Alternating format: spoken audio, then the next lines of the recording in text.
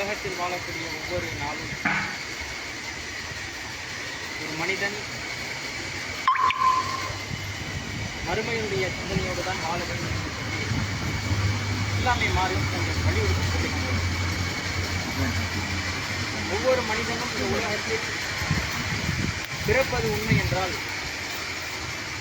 பிறப்பு உண்மையானதாக இருக்கும் என்றால் கண்டிப்பாக அவர் இறப்பையும் சந்தித்து தான் ஆக வேண்டும் என்று இஸ்லாம் மட்டுமல்ல அனைத்து மதங்களும் அதைத்தான் சொல்லுகின்றன.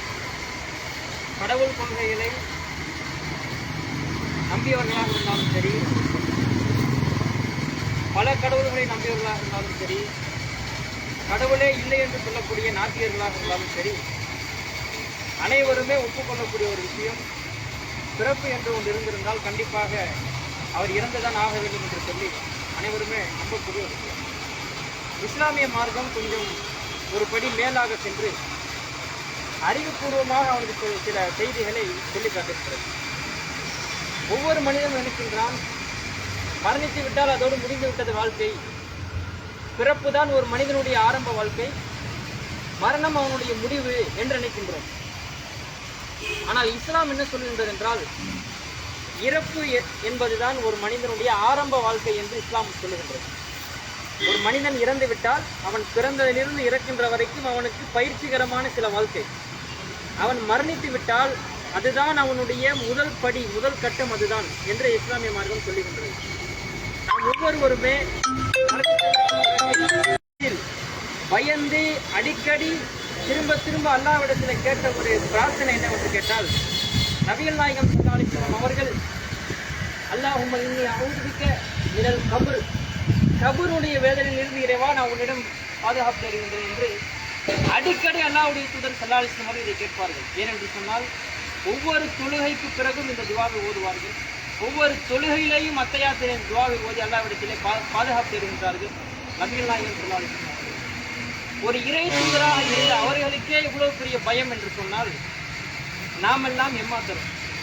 எதற்காக இவ்வளவு பயந்து இந்த கபர் வாழ்க்கையை பற்றி அவர்கள் கேட்க வேண்டும்? இது சாதாரண ஒரு வாழ்க்கை அல்ல. அல்லாஹ்வுடைய தூதர் ஸல்லல்லாஹு அலைஹி வஸல்லம் அவர்கள் மிகப்பெரிய ஒரு அச்சத்தை இந்த கபருடைய வாழ்க்கையில சந்தித்தார்கள். மிகப்பெரிய அச்சம். பல நபர்கள் கபரிலே வேதனை செய்யப்படுவதே அல்லாஹ்வுடைய தூதருக்கு எடுத்துக்காட்டப்படுகின்றது. அதையெல்லாம் பார்க்கக்கூடிய அல்லாஹ்வுடைய தூதர் கபருடைய வாழ்க்கையிலிருந்து பாதுகாப்பு தேடினார்கள். ஒரு முறை அல்லாஹ்வுடைய தூதர் ஸல்லல்லாஹு அலைஹி வஸல்லம் அவருடைய வாழ்க்கைக்கு பின்னால் உஸ்மான் ரலியல்லாஹு அன்ஹு அவர்கள் என்ற உஸ்மான் என்ற ஒரு நபி தோழர்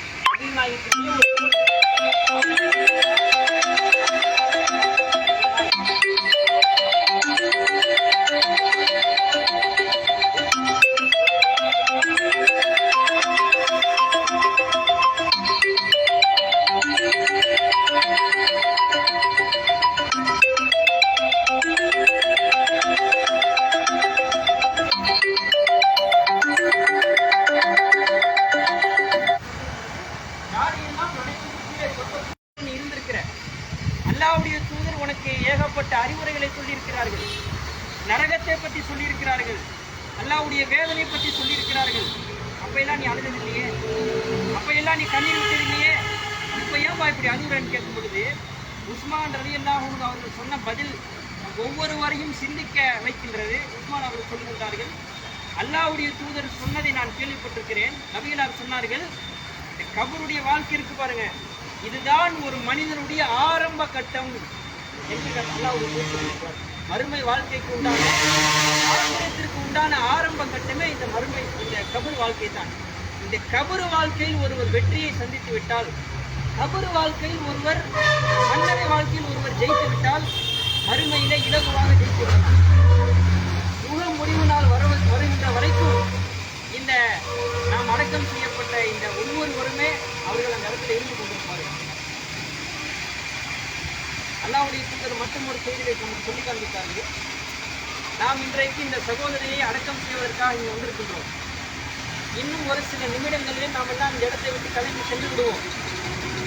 இந்த பகுதியிலிருந்து கடைசி நபர் வெளியே செல்லக்கூடிய அந்த செருப்பினுடைய ஓசையை, அந்த சத்தத்தை அந்த நாம் அடக்கம் செய்யப்பட்ட அந்த நபர் செவிவிடுவார்கள். செவிவிடும் பொழுது கெட்ட ஆத்மாவாக இருந்தால் அல்லாஹ்வுடைய தூதர் சொல்கின்றார்கள், கெட்ட ஆத்மாவாக இருந்தால், தவறு செய்திருந்தால், இறைவன் சொன்ன அந்த வழிமுறையை சரியாக பேணாமல் அவர்கள் அலட்சியப்படுத்தியிருந்தால், நபிகளார் சொன்ன வழிமுறையை பேணாமல் அலட்சியப்படுத்தி அதிலே துஷ்பிரயோகம் செய்திருந்தால், அந்த ஒரு ஆத்மா, கெட்ட ஆத்மா அப்படியே ஈரக்கோலை நடுங்கி பயந்து கொண்டிருக்குமா. ஏன் தெரியுமா? நாம் எல்லாம் வெளியே சென்றதற்கு பின்னால் இவருக்காக நியமிக்கப்பட்ட ஒரு வானவர் வருவார், ஒரு அடியார் வருவார். அவர் என்ன செய்கின்றார்? இந்த அம்மையாரை எழுப்பி கேள்வி கேட்பார். அடக்கம் செய்யப்பட்ட ஒவ்வொரு வரைக்கும் அவர்கள் மக்கள் வெளியே சென்றதற்கு பின்னால் முதல் கட்டமாக ஒரு வானவர் ஒரு கேள்வி கேட்கிறார். உன்னுடைய இறைவன் யார்? உன்னுடைய மார்க்கம் என்ன? உனக்கு ஒரு தூதர் வந்தாரே, அவர் யாருன்னு தெரியுமா? என்ற 3 கேள்வியை அந்த வானவர், அந்த அடியார் கேட்பார். அப்ப எதுவுமே தெரியாம, அல்லாஹ்வை பற்றி தெரியாம, இறை தூதரை பற்றி தெரியாமல், இஸ்லாமை சரியாக பின்பற்றாமல் இருந்த அந்த ஆத்மாவாக இருக்கக்கூடிய அவர் எதுவுமே தெரியாது என்று சொல்லுவார். அந்த நேரத்தில் அல்லாஹ்வுடைய தூதர் ஸல்லல்லாஹு அலைஹி வஸல்லம் நமக்கு சொல்லி காட்டுகின்றார்கள், அப்படி எதுவுமே தெரியாமல் ஒரு ஆத்மா அடக்கம் செய்யப்பட்டது தெரியுமா? அல்லாஹ் நான் யாரு தெரியல, என்ன மார்க்கம்னு தெரியல, முகமது நபியை பற்றி தெரியல என்று ஒரு ஆத்மா அடக்கம் செய்யப்பட்டிருந்தால், அந்த ஆத்மாவிற்கு, அந்த கெட்ட ஆத்மாவிற்கு இவர் கேள்வி கேட்டது போனதற்கு பின்னால் மற்றொரு வானவரை அல்லாஹ் ரப்பல் ஆலமீன் அங்கே நியமிக்கின்றார். வேறு ஒரு வானவரை அனுப்பி அவருடைய கரங்களிலே இரும்பாலான பெரிய சம்மட்டி ஒன்றை கொடுத்து அனுப்புகிறார். இறை தூதர் சொல்லி காண்பிக்கின்றார்கள், அந்த சம்மட்டியை கொண்டு ஓங்கி அடித்தால் மிகப்பெரிய மலை கூட அப்படியே மண்ணா தூள்தூளா போயிடும்.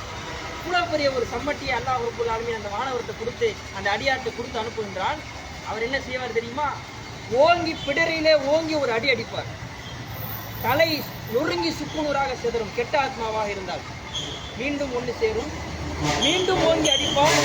இப்படியே தொடர்ச்சியாக நாள் வருகின்ற வரைக்கும் இந்த வேதனை செய்யப்பட்டு கொண்டே இருக்கும் என்று அல்லாஹ்வுடைய தூதர் சொன்ன அந்த நிகழ்வு தான் ஒவ்வொருவரையும் அந்த கபர் வேதனையிலிருந்து நாம் பாதுகாக்க வேண்டும் என்று சொல்லி அல்லாஹ்விடத்தில் பிரார்த்தனை செய்வதற்கு நம்மை தள்ளுகின்றது.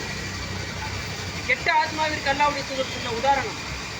இதே போன்று நல்ல ஆத்மாவிற்கு கூட அல்லாஹ்வுடைய தூதர் உதாரணம் சொன்னார்கள்.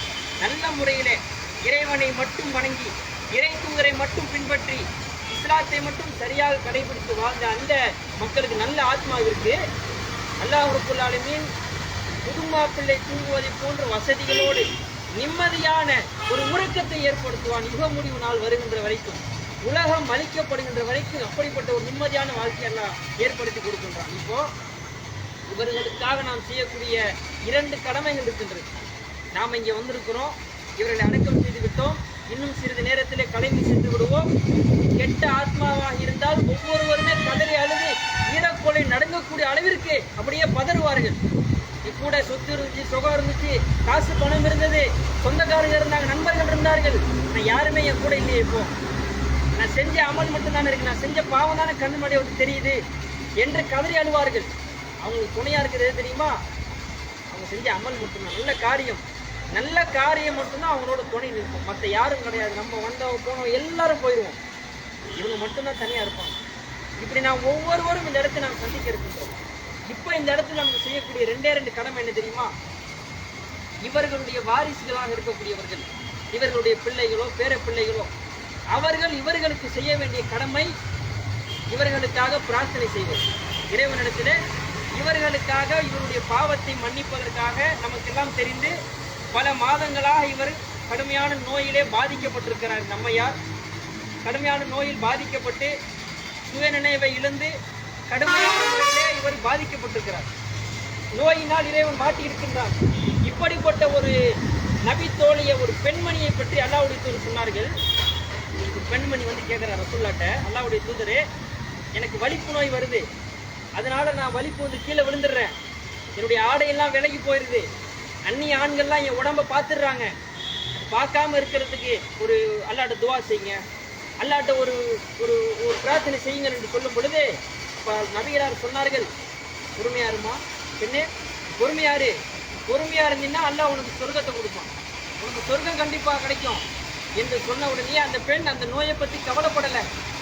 இதில் கிடைக்கிற உதாரணம் என்னன்னு கேட்டீங்கன்னா, நமக்கு எவ்வளவு பெரிய நோய் ஏற்பட்டாலும் இறைவனுக்காக அதை பொறுத்து கொண்டால் அதற்காக நபிகளார் சொன்னார்கள், இறைவன் உங்களுக்கு சொர்க்கத்தை கொடுப்பான். அந்த நோய் இந்த பெண்ணுக்கு அழகான முறையிலே சில நோயின் அடிப்படையில் அல்லாஹ் இவர்களை சோதித்திருக்கிறான். பொறுத்து கொண்ட காரணத்திற்காக இறைவா இவர்களுக்கு சொர்க்கத்தை கொடு என்று நாம் ஒவ்வொருவரும் அதை அடிப்படையாக வைத்து கேட்க வேண்டும். இது முதல் கடமை. இரண்டாவது, நம்ம அனைவருக்கும் உண்டானது இவர்களுக்காக அல்லாஹ்விடத்திலே பாவ மன்னிப்பு கேட்போம். இது இரண்டாவது, ஒவ்வொருவரும் நாம் செய்யக்கூடிய கடமைகளாக இருக்க வேண்டும். இதை கவனத்தில் வைத்துக்கொண்டு நாம் ஒவ்வொருவருமே இந்த இடத்தை நாம் சந்திக்க இருக்கின்றோம். அதற்கு முன்னால் நாம தீமையிலிருந்து விலகி தவறான காரியத்திலிருந்து விலகி இறைவன் சொன்ன நெறிகளையும் இறைவன் சொன்ன இறைத்துதர் காட்டிய முறைகளையும் சரியான முறையிலே கடைபிடித்து வாழக்கூடிய நன்மக்களாக வல்ல அல்லாஹ் உங்களையும் என்னையும் ஆக்கி அருள் புரிவானா என்று கேட்டுக்கொண்டு நிறைவு செய்து கொள்கின்றேன். வந்தவர்கள் அனைவருமே இவர்களுக்காக வேண்டி தனிப்பட்ட முறையிலே இறைவனிடத்திலே பிரார்த்தனை செய்துவிட்டு கலைந்து செல்லுமாறு கேட்கிறேன்.